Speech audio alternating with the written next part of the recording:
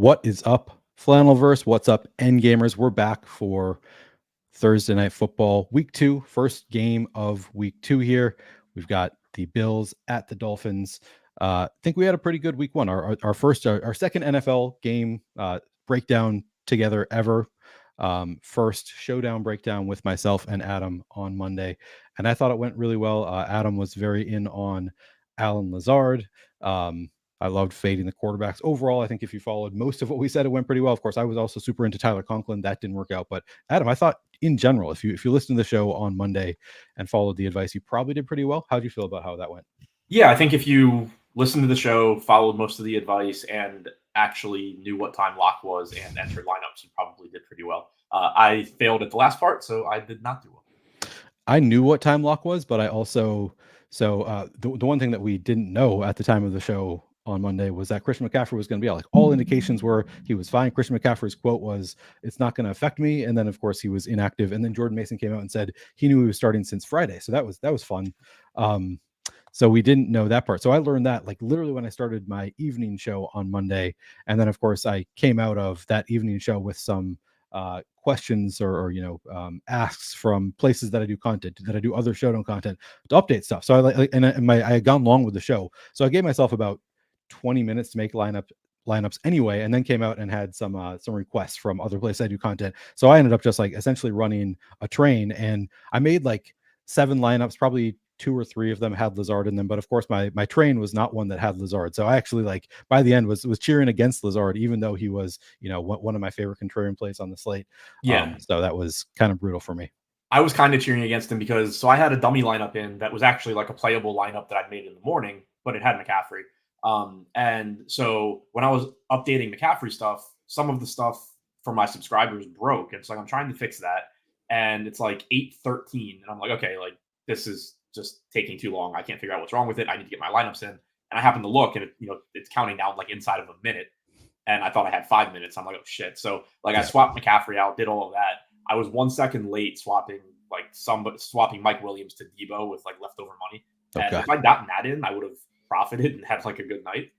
But yes, then I was just like rooting against Lazard because I'm like, well, if Lazard has a bad game, then I wasn't going to make any money anyway. And then he ends up going nuts. And it's like, yeah, I would have just printed on his slate. The good news is it helped out people who watched the show because you were super in. Like I was pretty into Lazard, but you like made the stand of Lazard over Gibson, whereas I was kind of like, I think they're both pretty good plays, and you played either way. You were like Lazard, I'm just going to take that stand. I think it's Aaron Rodgers' guy, which I came around to that by the time of the evening show. That was I feel like my analysis actually got better, probably as a result of doing this show. By the evening show, like during the morning show, I was kind of going back and forth on Mike Williams. By the time of the evening show, I'd given it more thought, and I was like, you know what? He's probably not going to score 2 touchdowns. So I was a full fade on Mike Williams by the evening show, really into Lazard. Also, we had the news then of McCaffrey being out. So I was like, well, that's going to, because of Jordan Mason being there, that's going to really drive down the ownership on all of these other inexpensive options, which just made me like Lazard that much better. So I think the analysis was pretty good, but then just the actual play, I actually ended up exactly even on the slate, despite running a train that didn't cash, because my other lineups came pretty close. But we'll get it. This tonight we are going to be getting all of our lineups in ahead of the game. It's going to be better for us from a process standpoint. But we are going to break down this game by game. I spent basically all of yesterday looking at this slate, doing some research, looking through what happened last week with these teams. So I think we are pretty prepared. Want to say hello to everybody. What's up? Who Hames, Andy, afternoon. Okay, I guess East Coast. It technically is afternoon. Sean, what's up, Sean? Good to see you. And Carlos, appreciate you all coming here and hanging out with us. I will say we are only streaming currently to the Flannelverse. There was a conflict on the Endgame YouTube channel, so we couldn't simulcast to this. But I do have the link to the Endgame YouTube in the description of this video. You can find most of Adam's video content on the Endgame YouTube channel. We would both recommend. We would both love it if you subscribe to our channels. We're both trying to grow relatively small channels. Did grow quite a bit since I've started doing these Showdown videos. So really appreciate all of you who have subscribed to the Flannelverse YouTube channel. But yeah, if you can like the video, subscribe to the channel, go over. Subscribe to the Endgame YouTube channel while you're at it, so you can get all of Adam's MLB breakdowns. Adam also doing more NFL content now behind a paywall on his Dub Club. Adam, you want to tell people about your Dub Club at all? Yeah, so if you are just looking for my content, you can sign up using the link for the NFL Dub Club. I put out my projections, game by game article for the main slate, optimal percentages, how often different players are paired with different captains or quarterbacks, depending on if we're talking showdown or main slate. Put up my notes yesterday morning for week one, takeaways I had for every team. So if you're just looking for content, I have that stuff over there. It's also included with the Endgame subscription. So if you're looking for strategy overall, DFS strategy videos and that kind of stuff from you to Cal, Brick75, Nerdy Tenor, and myself, sign up for that. My content is also just included. Not sure why you'd want to hear from any of those guys. Yeah, several of the best DFS players in the world over at Endgame Syndicate. All right, well, we have done enough, preparation. We haven't gotten into the slate yet, so let's get in, break it down by quarterback. One thing that I'm curious about is what the Sims are giving you with your Josh Allen. It's not whether you're playing Josh Allen, because I would imagine everybody is going to be playing a good amount of Josh Allen. He's going to be a staple in a majority of my lineups, probably. I would imagine that's going to be the case with you and your Sims as well. Let's start with Josh Allen. So first of all, how much Josh Allen do you anticipate playing? How much of it will be at captain? And then what do those lineups look like from a stacking standpoint? Like, are you getting any Josh Allen naked at captain, Josh Allen naked in the flex? I'm curious to see what you're getting from your Sims. Yeah, so I assume I'm going to be playing a lot of them just because it's Josh Allen and it's Showdown, and obviously the ceiling and projection are both really, really high. But the thing that immediately stood out to me is kind of what you were just asking. If I sort by lineups that have Josh Allen at captain, the two most frequently used players in those lineups, and three of the top four, are actually Dolphins and not Bills. Usually, if you, especially with a quarterback, if you look at the lineups where he is optimal at captain, you're just going to get receivers from his team. But that isn't the case, at least right now for me. Tyreek Hill, Achane showing up as the top two, actually James Cook third, and then Tua fourth. And I think that is just because of how the Bills right now are very, very spread out at receiver. We talked about it a little bit on a previous show, but the week one Millie winner had naked Josh Allen, and I talked about why that was never a lineup I would have made, but I actually didn't think it was a horrible idea. On a showdown slate, it's obviously not a bad idea because even basically, if you think about why you stack and everything, it's if Josh Allen does well, it's increasing the projection of his pass catchers. But because targets are so likely to be distributed across a huge pool of guys, even if you do increase those projections with the idea that Josh Allen played well, they still don't catch up to the guys on Miami that are just going to still project better. So, plus the rushing upside for Allen too, he can have big games that doesn't even involve throwing a lot of touchdowns. So I think, obviously if you are going to stack him, that's perfectly fine. But in my head, it would make sense. He's not like it's not a requirement, I don't think, to stack with him at captain, and that's showing up in my sim stuff too. Yeah, and he's exactly the prototype of player. And I wrote it up this morning. Like, you definitely don't need to stack him at quarterback. I was wondering if it might be like contrarian to like double stack him, triple stack him from the captain spot today. Is something that I've been kind of contemplating doing, just because I think after he rushed for two touchdowns last week, and with kind of the unknowns with the Bills receiving core, kind of wonder if that's going to go a little bit under owned. But it sounds like the Sims are not giving you that. Sims are giving you more of builds that don't have like a ton of Bills with Josh Allen when he's in the captain spot. Yeah, so I don't have it set up to like easily see how often he's showing up double stacked or anything like that. But just from like a player standpoint, I'm assuming it's not happening that often. Like in the lineups that Josh Allen is captain, Cook is in 44% of them. Keon Coleman's in 36%. Kincaid's in 32%. Shakir's in 26%. Hollins is in 19%. So there's nobody really like showing up a ton. And so it just makes me think that chances are there's not too many lineups that are showing up with 2 or 3 stacks. I want to look real quick at route participation targets for Cook in week one. Felt like there were times last year. So 3 targets on 46.7% route participation. Okay, I did look at this. So route participation up slightly from where it was. I want to say it was 40% last year. Did run a little bit more routes. So I do think James Cook can be considered a pass catching, like a stacking partner with Josh Allen to some extent. He's sort of like a secondary pass catching option. But I think you can certainly, if you wanted to stack Josh Allen, not the worst stacking partner. I think that basically, I think I'll probably have Josh Allen in a majority of my lineup, certainly like maybe 3/4 or so. That seems to be not all that different from where we're expecting the field to be, probably around 75% of lineups for Josh Allen. Looks like it's a little bit lower than that in some places, but that feels about right to me. Like I'm not going to have him in every single lineup because of his price tag, but still going to be in a majority of mine. Is that kind of how you think you see it playing out? Yeah, I have his total optimal percentage at like 71%, so pretty close to the field. I have him going a little bit over-owned at flex, under-owned at captain, but nothing glaring. And obviously, also you're thinking about your entire lineup. You're not just focusing on one player. Yeah. So somebody being over-owned or under-owned doesn't actually tell you a ton about how often I think you should be playing them. It's just kind of another data point to look at. But probably going a little bit under-owned at captain. But yeah, I think 75% give or take is around where you should be.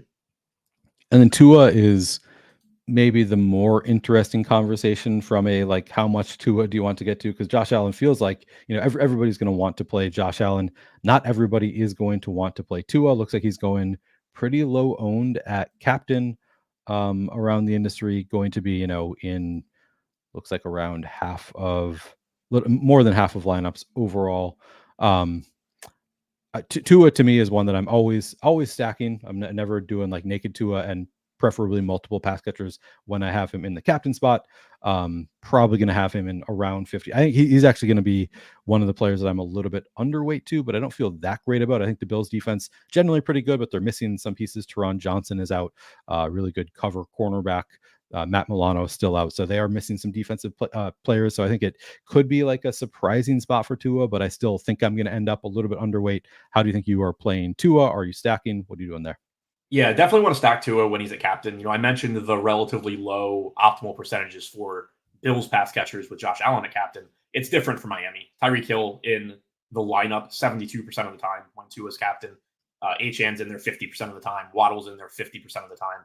We saw, the increased passing game role for Achane last week too. Obviously, don't know how hurt he actually is, how much that's going to impact him, but that was obviously a good thing to see. Makes him another stacking partner potentially with Tua. So, you don't have the same rushing upside that you do with Allen. You don't have the same spread out target share that you do with Allen. It's very condensed where Tua's passes are going, which makes it just a lot easier to stack him and be right. You can be pretty confident that if Tua has a big game, at least one of Hill or Waddle probably is having a big game. It would be really surprising if they both fail in a big Tua game, just because of how condensed his targets are. So much, I think, more necessary to just always be stacking when he's a captain. I do like him a little bit more as a flex than a captain because, for one, you don't have the same sort of rushing upside that you do with Allen.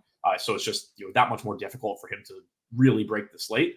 But also, you're just going to, I think, run into, with him at captain, because obviously you're stacking him, it just really limits like the ways that you can get creative in your lineup and be different than the field, because so many Tua captain lineups are just going to look the same. It's going to be Tua plus Hill plus Waddle, or plus Achane, whatever. Whereas with Allen at captain, because he does have so many different pass catchers and you can play him naked, there's a lot of different ways that you can make Josh Allen captain lineups as opposed to Tua captain. And by the way, you can see this is the fantasy points projections that we are using here. They actually break down the statistical components of it. Interesting, they only have Josh Allen for 30 rushing yards, which I guess he only rushed for like 500 last year. But 0.6 rushing touchdowns for Josh Allen, the projection. So more likely than it doesn't necessarily mean more likely than not going to score a rushing touchdown, because he could have some multi, but you get the idea. Like he's so likely to score a rushing touchdown these days after 15 last year. Tua not really doing a whole lot of running. 10 rushing yards is a projection, 0 rushing touchdowns. And you can of course get access to anything at Fantasy Points 25% off using promo code Flannelman. I think we are ready to move on to receivers. Do you have anything else to say about quarterbacks? No. All right, we will move on. Take a look at some wide receivers. Sorry, running backs. We'll start. Sorry, we'll do running backs before wide receivers, and we'll start with. I mean, you mentioned the increase for Devin Achane in target share, and we looked at. I actually removed the 2 games that he played, but like played limited snaps, played a total of 8 snaps in weeks 2 and 11. So I removed that, and still last year 12.3% target share for Achane. Game one this year, 18.9% target share. So drastic increase in target share week one. We'll see if that sticks, but it seems like they were using him in different alignments. Like it's probably going to stick. Like HN is actually going to be a real thing in the passing game this year. So as you said, you can use him as a stacking partner with Tua pretty easily. Also makes you like him quite a bit more as a standalone play. But then, of course, we don't really know about the injury situation with HN. I read, whatever I could yesterday. There were beat reporters on the field saying that basically he's not limping. He looks totally fine, but they were going, 3/4 speed. So kind of unclear to what extent he's dealing with a knee injury. That there was some concern about it on Sunday, Monday, but seems like he's probably going to be a go. And of course, for those who don't know, Raheem Mostert out for this game. So, usually HN Mostert are splitting the workload a bit. Now with Mostert out, unclear if HN just like takes a bigger chunk of that, or if they bring in one of the other running backs to kind of play that Mostert role. Starting with the HM bit of it, or if you want to, Adam, I don't know if you want to just talk about all of these running backs in conjunction. It's one of the more interesting spots. Start wherever you want, I guess, with the Miami running backs. Yeah, so I mean, I think there's a lot of volatility here just because we don't know exactly how it's going to play out with no Mostert. You mentioned HN could just take a bigger role. Jeff Wilson could step into a bigger role. Maybe you get three running backs playing semi big roles with Wright being active potentially. My best guess is that Jeff Wilson basically steps into the Raheem Mostert role. HN basically does what he did week one. But obviously that could just be totally wrong. My thought process, though, is that we're in week 2 of the NFL season. It's a Thursday game. So if HN is playing, I assume he's actually fine and going to just play like a pretty normal role. It would be pretty weird, I think, for them to be like, oh, no, he's actually hurt, but we're just like throwing him out there and we're going to see how much he can do. Like it's week 2 of the season. Granted, it is obviously a big divisional game and all of that. But if he's playing on a Thursday in week 2, I assume that he's actually fine. I still don't think that he necessarily gets like a bell cow role just because Mostert's out, whether he was banged up or not. But obviously that just makes it less likely. It just makes a lot of sense in my head for Jeff Wilson, your veteran guy, to just kind of step into the old man running back role that they have. And then HN just keeps his role. So that's kind of my best guess. That's how I'm approaching it until or unless we hear otherwise. So that being said, it makes HN still look good. Like you said, pretty heavily involved as a pass catcher last week, about 19% target share, ran routes 46% of the time, 46% of Tua's dropbacks. So I do still like him a lot, even assuming that it's just basically the same role he had last week. Yeah, exactly. Even if you do assume the same role, it was better than it was last year, which was already a very good role. And he's just incredibly efficient. Last year was just insane. Like his explosive run rate, lapped the field. Everything about him was just so great last year. So even if he retains just the role he had in week 1, he's going to look great. Then you have the additional upside of potentially a bigger role with Mostert out, but like you say, not necessarily guaranteed. It is an interesting conversation. Margie brings up Jalen Wright. So that is the conversation. I mean, you look at the projections here currently at Fantasy Points, they actually have Jalen Wright projected better than Jeff Wilson. I think I see it the same way that you do. I think Jeff Wilson probably the better bet. We saw him, he had five carries for 26 yards last week. So he was efficient with his 5 carries last week. Of course, Jalen Wright was inactive for that game. So we don't know it. Like at this point, it's very murky because, Jalen Wright probably is the better like clone of Mostert. So if they wanted to just keep the same offense, it would make more sense to use Jalen Wright in that role. That's what kind of everybody assumed all of best ball summer. We were all drafting Jalen Wright fairly early, thinking if either of Mostert or HN go down, Jalen Wright will just step right in, be a 1-for-1 replacement for them. So you have multiple outs to this omega upside for Jalen Wright. Now we're all, we saw it.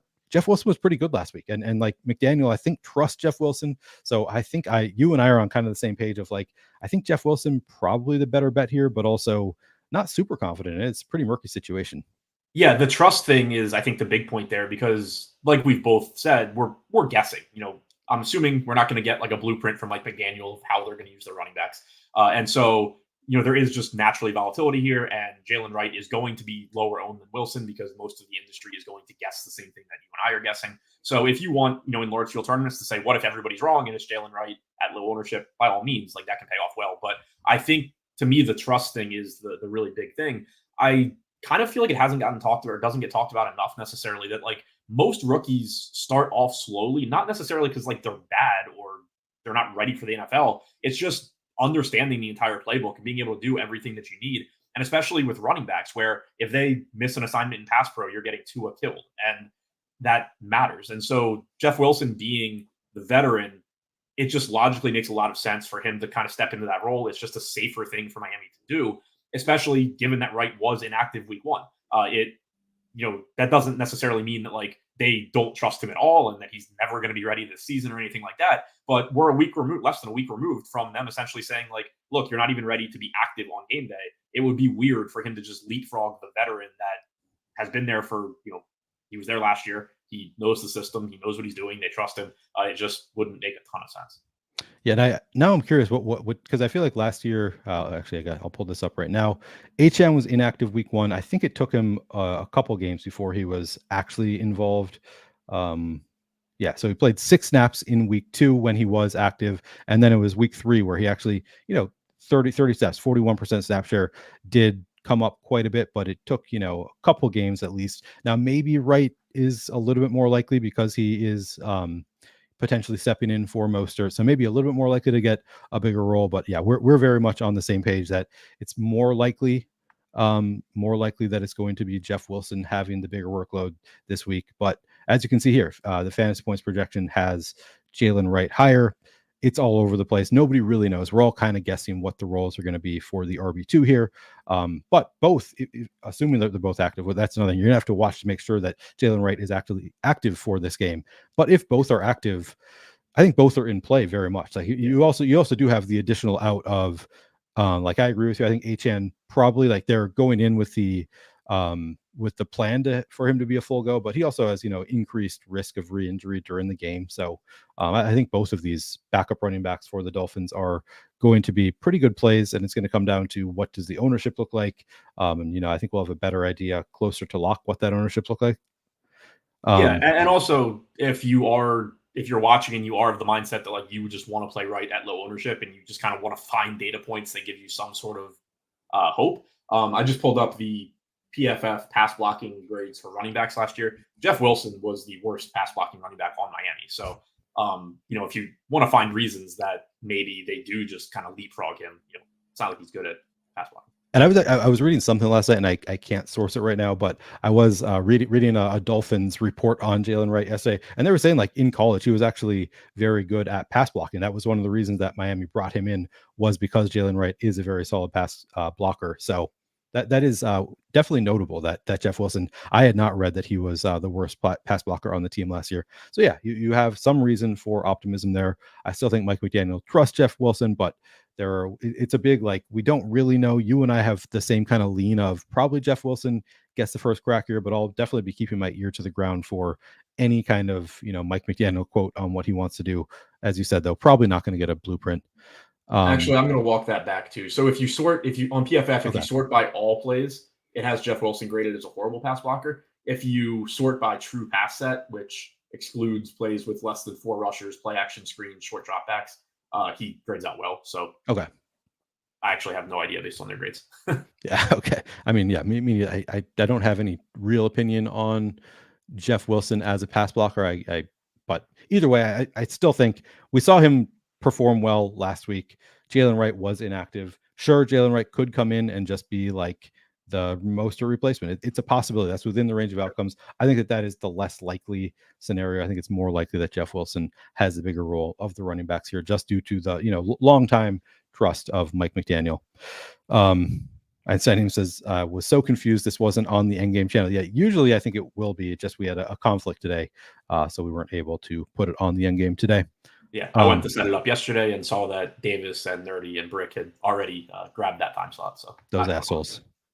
You don't expect it from Endgame. You don't do a ton of content. Like, it's not like you're doing content 24 hours a day at Endgame. Right. Yeah. Like I don't bother scheduling my stuff because I'm usually the only one doing it. So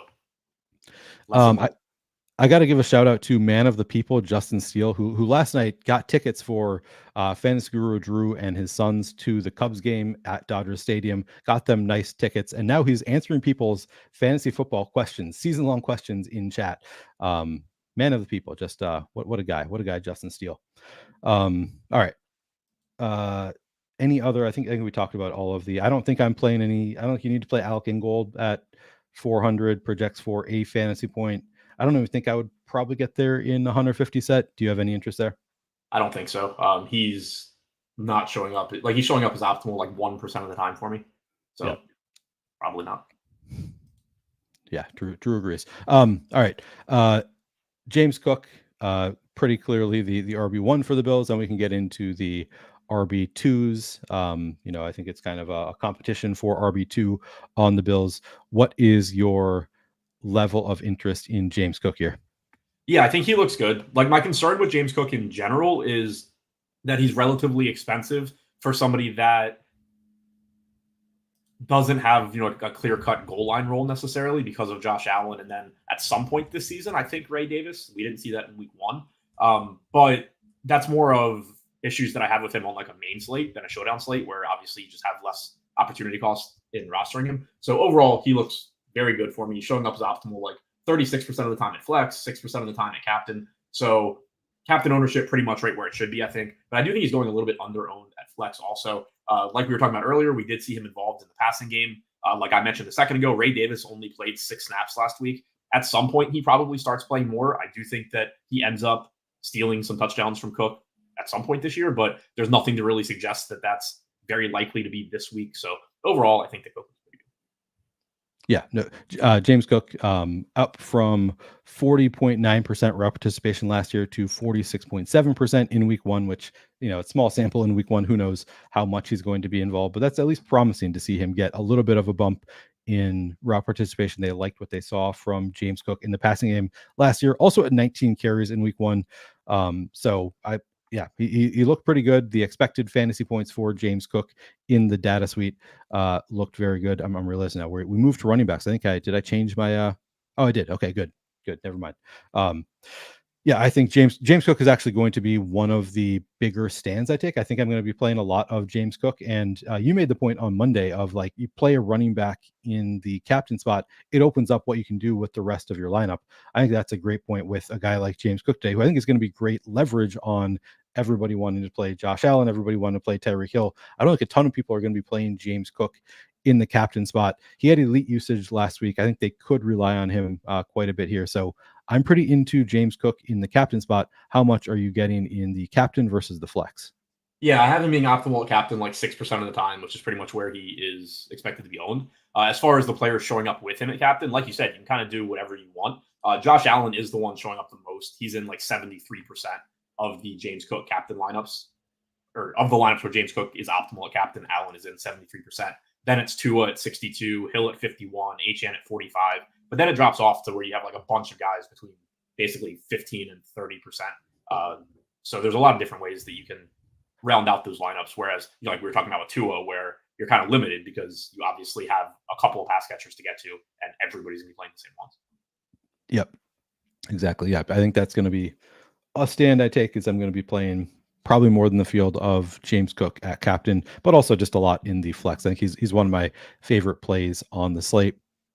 All right, so you sort of did the breakdown a little bit on Ray Davis a little bit. So he's an older running back. They brought him in as a rookie. So they drafted him as a 25-year-old rookie, something. I want to say 25. Is it 25 or 24? Either way, an older rookie, which generally is an indication that they're more likely to use him right away. Like there's a pretty good chance that Ray Davis has a real role this year. He's 5'8", 220 pounds. So seems like a good fit to be the goal line back, especially after we saw they were pretty hesitant to use James Cook in the red zone last year. They went to the corpse of Latavius Murray. They went to all these other options in the red zone last year. So kind of the expectation throughout the summer was maybe Ray Davis comes in and is immediately the goal line back for the Bills. They did have, as I recall, one inside the 5 run last week, and James Cook did get that run. Yep. So who knows if it's actually going to happen.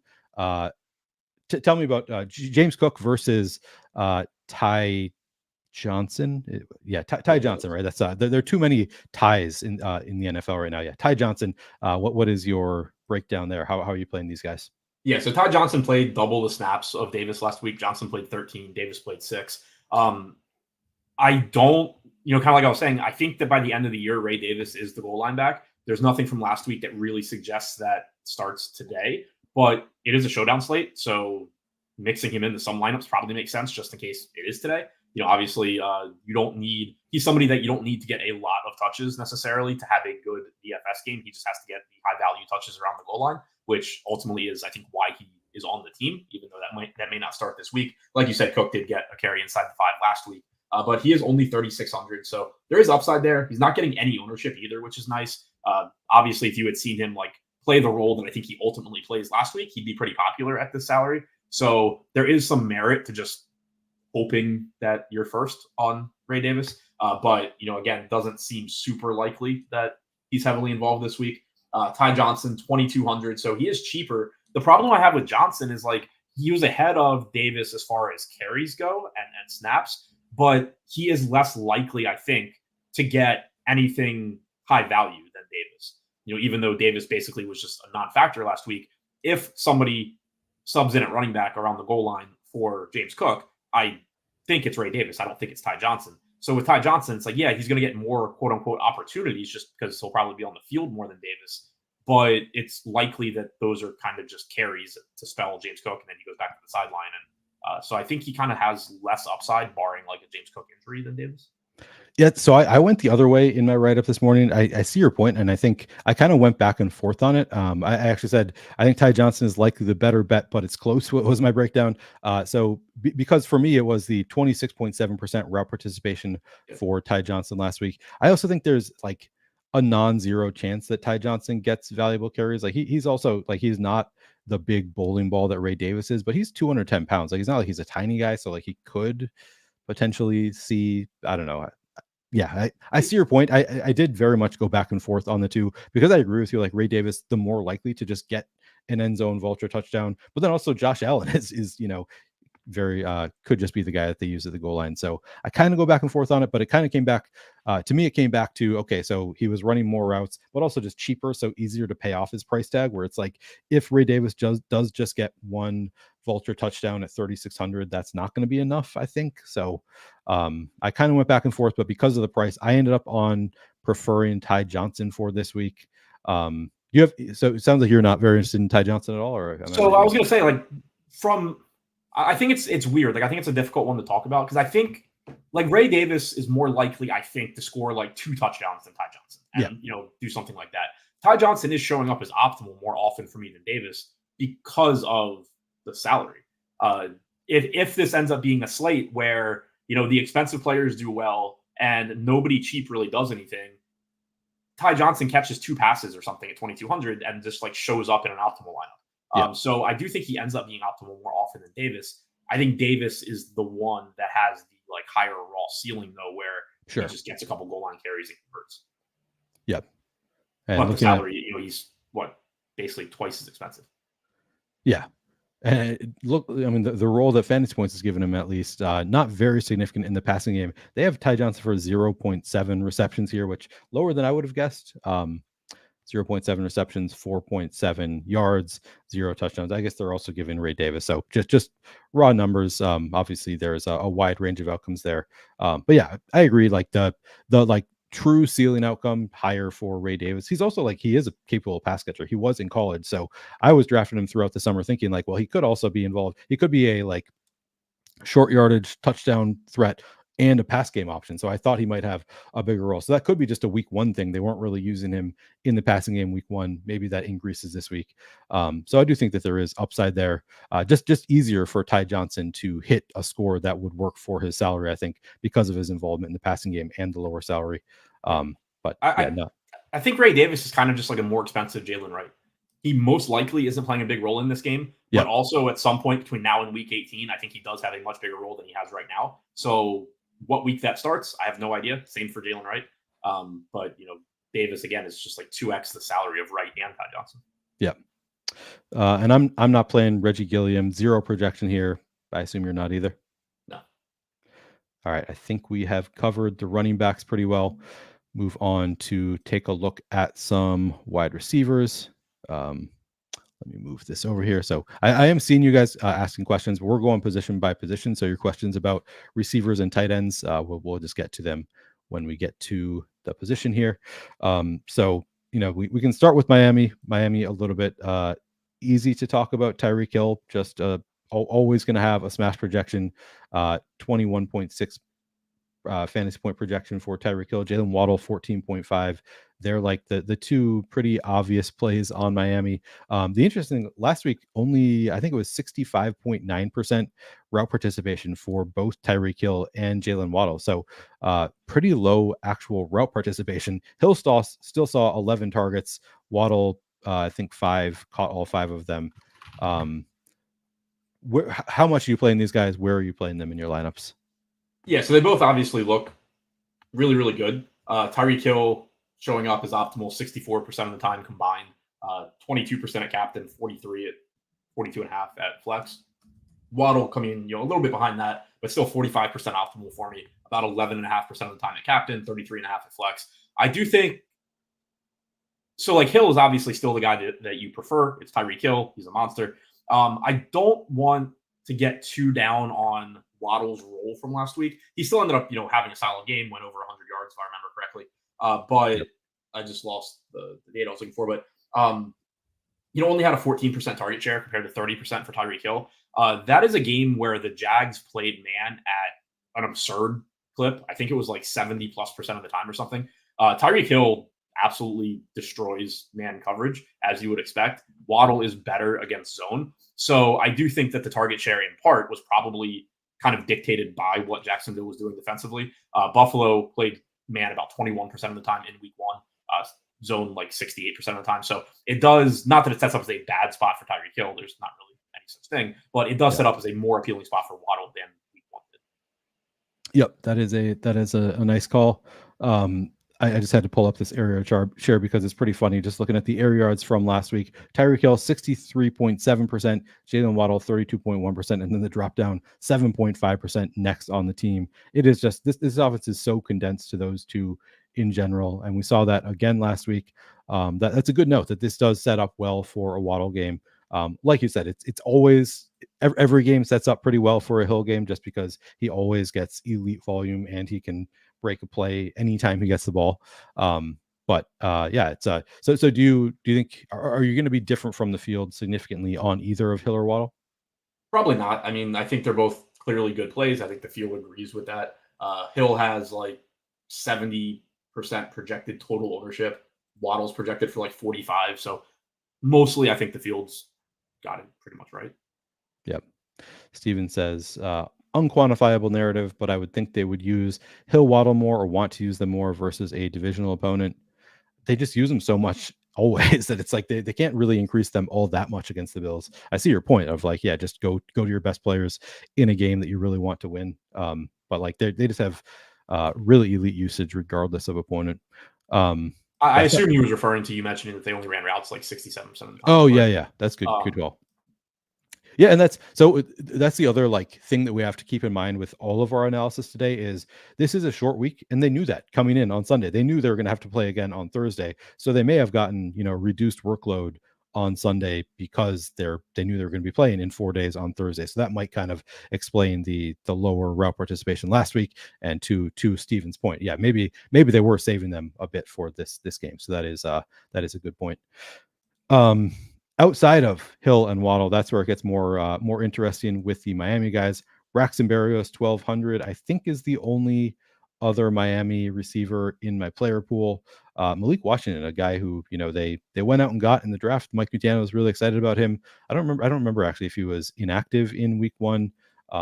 Might be something to keep an eye on. But as of right now, I think Braxton Berrios, the only other Miami receiver on my radar for large field GPPs. Do you have any interest in Berrios or any other Dolphins receiver? Yeah, I mean, interest is a bit of a stretch, but he's showing up like 9% of the time. He's cheap. It's kind of like we were saying with Ty Johnson. If this breaks out as a game where pretty much the usual suspects have big games, Tua, Allen, Hill, Cook, Waddle, and nobody cheap really does a lot, then you could just get Berrios as optimal because he catches a couple of passes and opens up the door to get to those guys. Obviously, he could just catch a pass in the end zone, and then he probably is optimal a pretty high percentage of the time. So overall, showing up like 8 to 9% optimal. There's nothing, from last week that like makes me excited about him or anything. Ran a route on 37% of dropbacks, had a 5% target share. I mean, you're just hoping to get lucky, but he's cheap.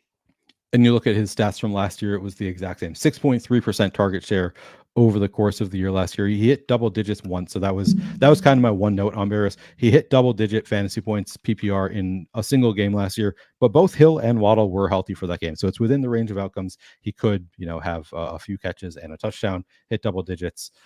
That's probably about the likelihood. It's probably sub 10% likelihood, as you say, maybe 9% feels fine. By the way, Malik Washington is out with a quad injury. Yeah. I saw Kriath, and I remember that now. So we're not playing Malik Washington. So that does it for the Miami receivers. Now the Bills receivers is where it gets really interesting, because this is a pretty murky situation. Keon Coleman leads the team in target share last week. Five targets last week on, I want to say, like 84%. Let me pull up 87% route participation. Khalil Shakir, I want to say 70% route participation. I guess I could pull up these numbers. You're right. Yeah. So it's like pretty all over the place in terms of the pass catchers here. I'll sort by route participation. We can just see it on the screen from last week. You had Keon Coleman, 86.7%. We'll do tight end separately, but Khalil Shakir, 70%. Mac Hollins, 53.3%. Curtis Samuel, 30%. MVS, 13%. That's the route participation. Worth noting that Curtis Samuel, returning from a turf toe, he's had a turf toe injury that he's kind of still recovering from. That might explain, I think it's pretty likely to explain that 30% route participation last week. I also think that could be a situation where you want to factor in that they knew they were playing another game on Thursday, that maybe they were like, all right, we're going to save Curtis Samuel a little bit, give him a little bit more time, and he could have an increase there, which then would also probably affect Mac Hollins. So I think this is a pretty murky situation, but I think it's very promising to see Keon Coleman, 86.7% route participation, 5 targets. What is your level of interest? You can start with Coleman and then work your way down your favorite Bills wide receivers here. So I'm really interested in Coleman. I like Coleman a lot. Like we were talking about, trust with rookies and all of that, and how, a lot of times they kind of don't get as much opportunity in the beginning of the season. With Keon Coleman, I kind of had no idea what to expect from him early on in the season. If you paid attention, if you were drafting best ball, for example, and paying attention to beat writers and reports coming out of Buffalo this preseason and off season, they basically ranged all the way from Keon Coleman's not ready to play in the NFL to Keon Coleman's going to lead this team in touchdowns. Yep. And looks like a monster. Like they were all over the place. And then you get week 1, so you actually get to see, how they use him. He leads the team in route participation. He leads the team in target percentage. He gets an end zone target, 1 of 2 on the day. So to me, that's just everything looks really, really good for him going forward. Like there's no easing him in. They seem to trust him and like him, and he's out there earning targets already. He was the first read 31% of the time also. So just pretty clearly was like wide receiver 1 in week 1. He's only $5,800, which is obviously a really good price tag here. So very, very bullish on Keon Coleman in general. And, I really like this price tag for him. I'm with you on Curtis Samuel, where, him only running 9 routes is obviously, it stood out as being really surprising. He's somebody that was getting positive camp reports as well prior to the injury. There was a lot of talk about Buffalo was going to be creative in the ways that they used him and that he was going to be productive for fantasy. So I do think it's likely that he was kind of just being eased in. I don't know if that changes today. I assume that it cuts into Mac Hollins when it does change. Khalil Shakir was, according to a lot of beat reporters, the best wide receiver in camp. He got 70% or ran routes on 70% of dropbacks. The target share wasn't high, but it was higher than everybody except Keon Coleman at 13%. Right. So I like Shakir, but I really like Keon Coleman just based on what we saw opportunity-wise in week 1.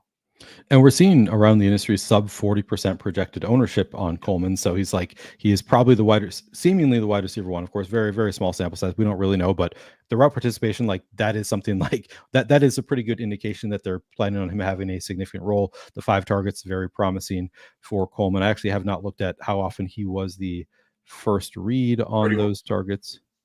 Okay. Yeah. First read on 5 targets. Yeah. So, 31% of the team's targets, all 5 of his were first read. That's interesting for Coleman. So yeah, seems like they really want him to have a role on this team. Really, really promising week 1 usage, and still projected for sub 40% ownership. That's all really promising for Coleman. Shakir, I think is pretty interesting as well. 70% route participation. I think that probably sticks. I don't think that Curtis Samuel would cut into Shakir. At least that has been, kind of it's been, I think the general consensus has been that those would be the starters: Keon Coleman, Khalil Shakir, and Curtis Samuel. So maybe that's the reason we're all kind of assuming that it would cut into Matt Collins more than these other guys. But that's kind of the expectation, is that Matt Collins will be the one losing the role more than anybody else. But I think all pretty solid plays.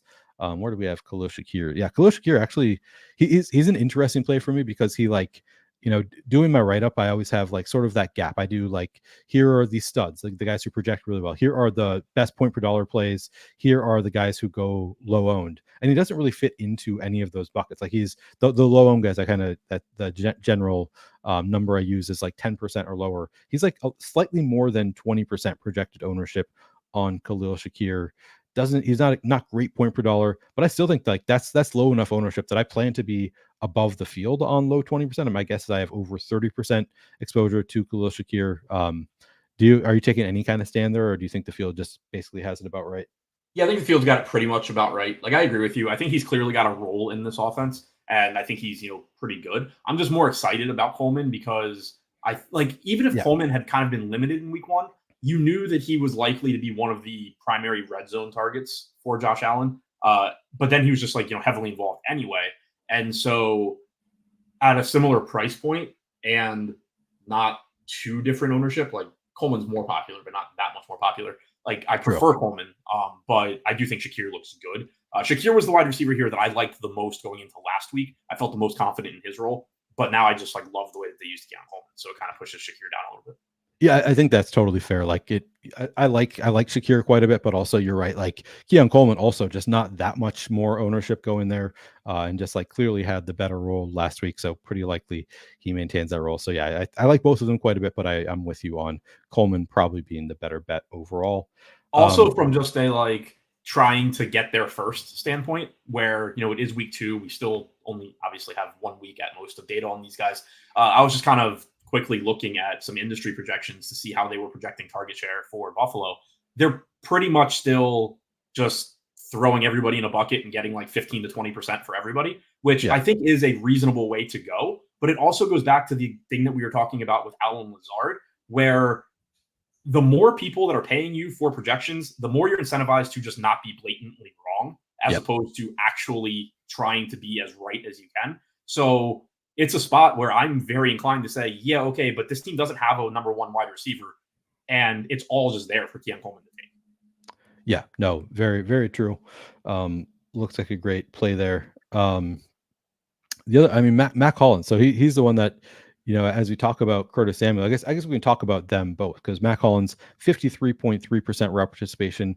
Everywhere that I'm looking seems to be right around 10% ownership, which to me feels like I like it quite a bit at 10% ownership at a low price tag for Matt Collins. But what is the price tag there?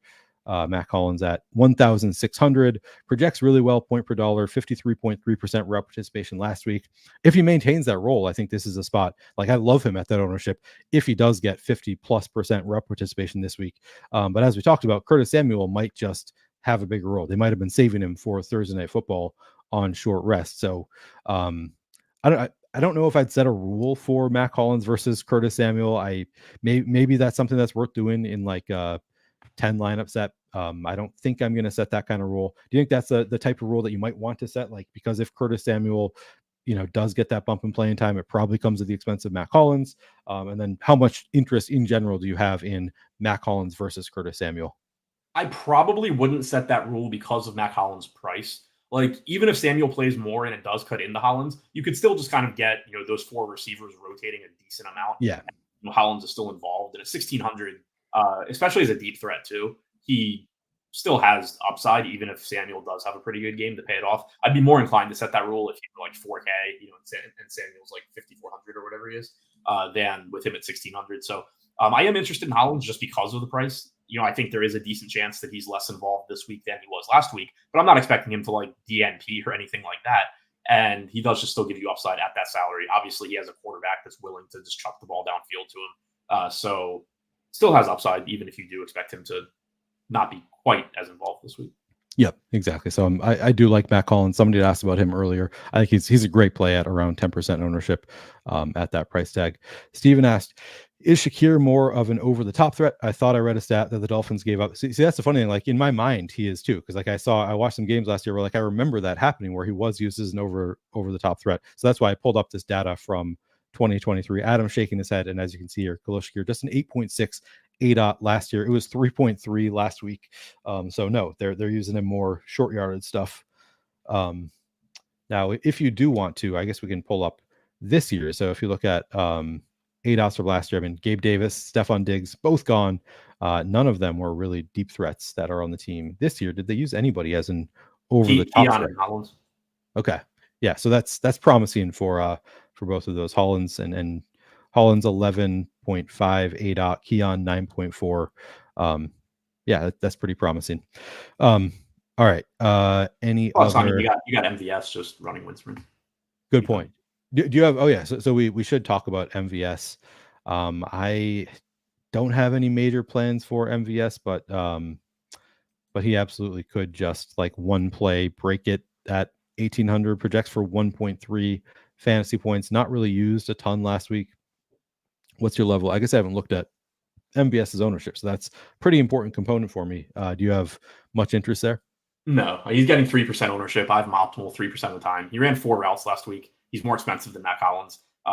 Like if you're playing him, it needs to be like in the milli or whatever the large field is. You know, if you're playing like anything smaller than that, I think you can pretty easily ignore him. Yeah. Okay. Yeah, that's kind of what I was thinking too. I don't really have a lot of interest there. But yeah, he's definitely the player that like he's going to beat you at some point this year if you fade him. Like you're just going to have that one long touchdown where this kind of price tag would hurt. But I don't have any major plans for MVS here. Did we cover all of the Bills receivers? I think we covered the Bills receivers pretty well. Yeah, we're done there. We talked about, okay, we're done with all the receivers. We talked about Braxton Berrios already. I'm not, yeah, both Malik Washington, OBJ out for this one. Robbie Chosen, I'm not going there. Not going to Grant Dubose. So yeah, Julian Hill's playable. Yeah, so somebody asked about Julian Hill. We'll get to tight ends now. Which is tight end's kind of an interesting conversation on this slate. So you obviously have Dalton Kincaid at the top, saw just one target last year, was running like all of the routes though. So the route participation was great for Dalton Kincaid. I actually think it's promising that they actually did like 9 2 tight end sets with Dalton Kincaid and Dawson Knox running together. Like I kind of like that for Dalton Kincaid, but he was better last year without Dawson Knox out there. He's 7,200, doesn't project that well for 7,200. I guess let's start at the top with Dalton Kincaid. What is your level of interest? Is this a pay up to be contrarian spot? How much are you playing of Dalton Kincaid here? Yeah, I mean, I think Kincaid's fine. Like I'm not putting too much stock into last week. You're obviously not expecting him to have a 4% target share or anything close to it going forward. I think expecting, around 20% or so makes sense. I think last week people were probably a little bit, I mean, obviously in hindsight, they were way too high on him, but like, I do think that the way Keon Coleman was used is a negative for Kincaid, where like, if Coleman had been basically limited last week to being a red zone threat, then you could just pretty confidently project a high target share for Kincaid going forward, based on his route participation and all of that. The fact that Keon Coleman was aggressively used does, I think, pull Kincaid back to being in that 19, 20% target share range. But that's still significantly higher than last week. He ran a lot of routes. He's obviously a good pass catcher. It's not like this is somebody that it's not like it's like a theoretical guy where it's like, oh, this guy might be good at catching passes or might be used as a pass catcher. Like he is, and he will be. So I still think he's fine. I don't want to read much at all into the way he wasn't targeted last week. I still think at 7,200 he looks okay. He's showing up as optimal 26% of the time for me. Fields at like 28% ownership. So I think he's fine. Again, I prefer saving 1,400 for Keon Coleman, but 7,200 for Kincaid still looks fine to me. Yeah, I think like given the ownership, I am gonna just like hope that last week was kind of an outlier. As I said, 80% route participation. It was actually higher in the second half also, which I thought was promising. I was looking at it to see if Dawson Knox dropped off as he got more. Dawson Knox actually stayed steady, and Dalton Kincaid ran more routes in the second half, which promising. Of course, getting targets would be helpful there. I will say I looked at last year's stats because bigger sample size. The Dolphins gave up the seventh most schedule adjusted fantasy points per game to tight ends. So it is, at least last year was a good spot for tight ends in general. So I'm leaning in on Kincaid a little bit this week. But I think you're right that like over the course of the season, not really promising trends for Kincaid. Like he's going to have a role, should be a solid tight end option, but Keon Coleman being there maybe will be maybe hurt him a little bit. Dawson Knox, the other one that I'm pretty interested in. Dawson Knox, he's 2,600, was running routes on 43. Let me see.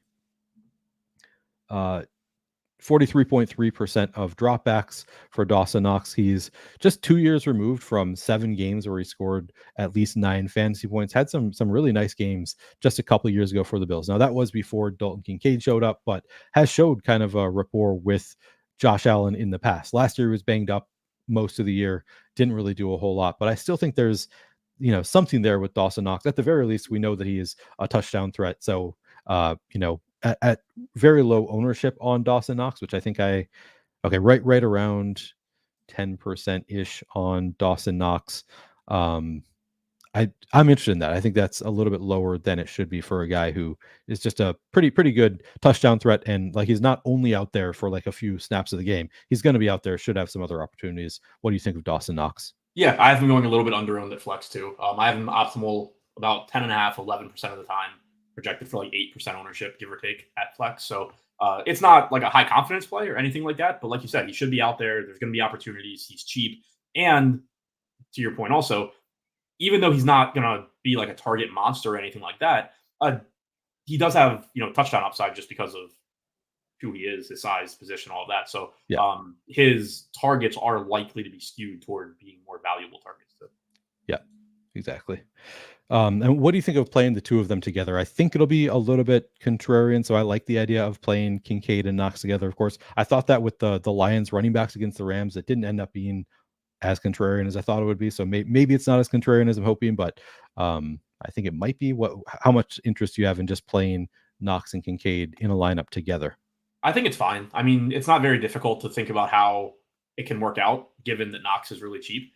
Basically, you just need a game where Dalton Kincaid ends up being the number one wide receiver, number one pass catcher for Buffalo, and Dawson Knox catches a few passes, and one of them happens to be in the end zone. So it's not like, because it's not like you need Dawson Knox to get 8 targets at that salary. You just need a touchdown and a few catches, and then Kincaid can just do all the rest of the work. It's not a super far-fetched thing. Yeah, exactly. Dolphins is where it gets a little bit more complicated. We have Jonnu Smith, Durham Smythe, Julian Hill. It's kind of gross. How much interest? I'll pull up the data suite as we look at this. So last week we had Jonnu Smith ran routes on 34.1% of dropbacks, Durham Smythe 31.7%, Julian Hill 24.4%. Durham Smythe targeted 3 times. Actually, I looked back at last year, Adam, and I was sort of shocked to see Durham Smythe. I want to say it was like 8 of his last 9, maybe 9 of his last 10 games has seen between 3 and 5 targets. So he has been targeted quite a bit, but I think that this is probably an outlier. I think that trend goes away here, because that was towards the end of last year. He was running routes on or playing snaps, like double the snaps that he played in week 1. So I think that the fact that he got 3 targets this week, probably somewhat of an outlier for Durham Smythe. But thought that was interesting. What is your level of interest in any of these Miami guys? Jonnu, Durham Smythe, Julian Hill. Are you playing any of them? I think kind of just mixing and matching them. I think they're pretty comparable. We saw them essentially split routes last week. The thing that stands out, though, is that Smythe is $1,000 and Smith is $2,800. Hill only $600. So from an optimal standpoint, I have those two, Smith and Smythe, being optimal both between 11 and 12% of the time. And that probably is skewed. It's probably a little bit wrong on Jonnu, just because I think my baseline projection on him is probably needs to come down a little bit just based on what we saw last week. So I think he's fine. I'm not excited about getting him. I don't think he's a high priority play or highly likely to succeed. I don't think any of these guys are highly likely to succeed. But I think they're all playable just as cheap value plays. Yeah, agreed. I feel like Jonnu is the most likely to take on a big role. Now, maybe this is wish casting a little bit. Maybe this is still like my best ball brain kicking in a little bit. But it was like all offseason, Mike McDaniel was raving about Jonnu Smith's yards after the catch ability. It's like mentioned it multiple times. Like, oh, he's great. He loves having the ball in his hands. He's great after the catch.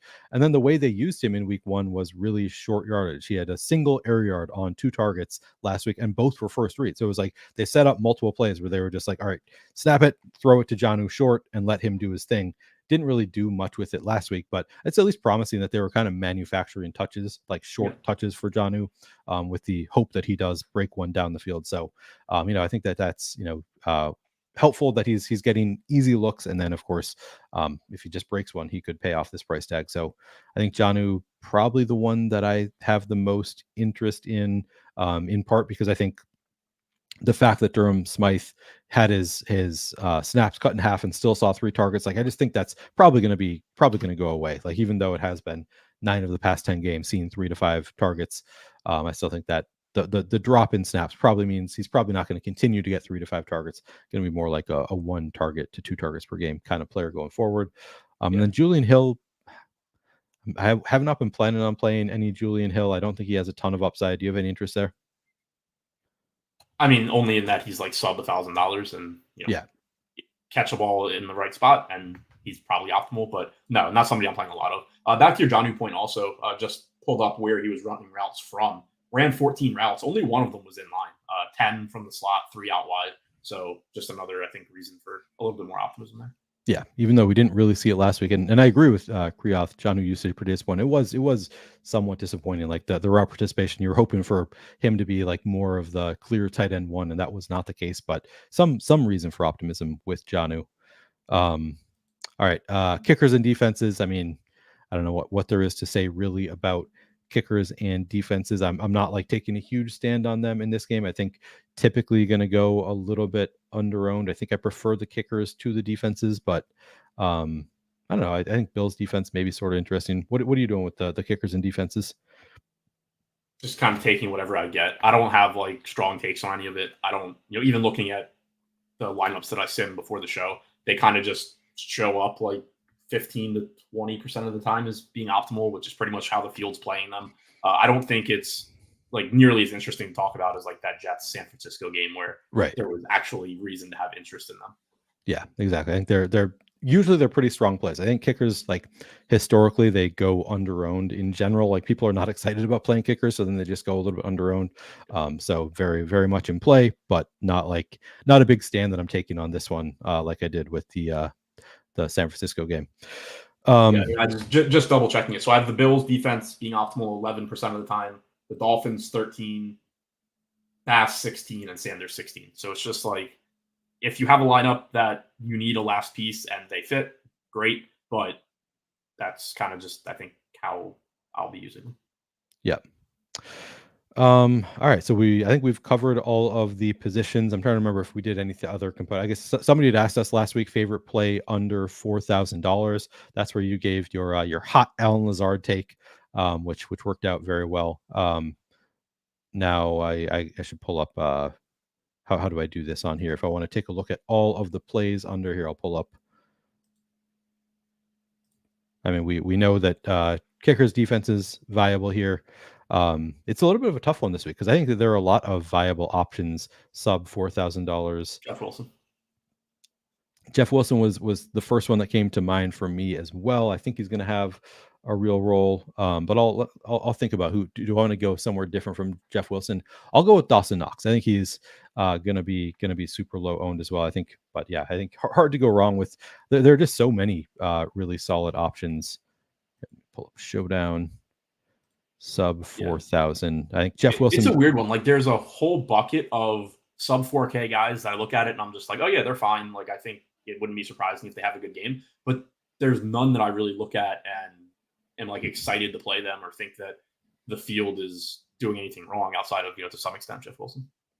Yeah. My the column is not sorting correctly, but I think we both agree on Jeff Wilson being a great play, sub 4,000. I would say my secondary option, Dawson Knox. I do have a lot of interest relative to the field on Dawson Knox. We'll be curious to see like how ownership changes closer to lock. I think there could be some big changes in projected ownership as we get closer to lock. Adam, where can people find your work? Where would you? What do you want to shout out before the end of the show? So I was gonna add real quick, just looking at who I have going most under 4K. It's Jonnu and Matt Collins. But yeah, my work, Endgame Syndicate or my NFL Dub Club. If you just want the content, Dub Club works. If you want all the content plus access to Yuta and Brick and Nerdy, Discord access, strategy videos, all of that over at Endgame Syndicate. And you can find the links to the Endgame Syndicate YouTube channel and Adam's Dub Club. I guess I didn't put a link to Endgame, but it's just endgamesyndicate.com. But the YouTube channel, the Dub Club, links for both of those are in the description of this video on YouTube. Do want to remind you, always appreciate. Oh, and I did forget to continue down the brands here. We did DST, we did questions. I do want to say, please do like our video and subscribe to both of our channels. We're currently on my channel, the Flannelverse, but also a lot of great content. Adam been doing a lot of MLB content on the Endgame Syndicate YouTube channel. I imagine Adam will continue to do a lot of great DFS content over there. So we're not simulcasting there, but go find the Endgame Syndicate. The link is in the description here on YouTube as well. We really do appreciate it. We're both trying to grow our small channels. I'm going to be back tonight at 6:45 Eastern. I'm going to be with DK DFS to do another breakdown of this game. So come check that one out if you want, an update after we get potentially a little bit more information, get another viewpoint from a single entry player. Looking forward to that one as well. All right. Thank you guys for hanging out with us, and we will catch you later.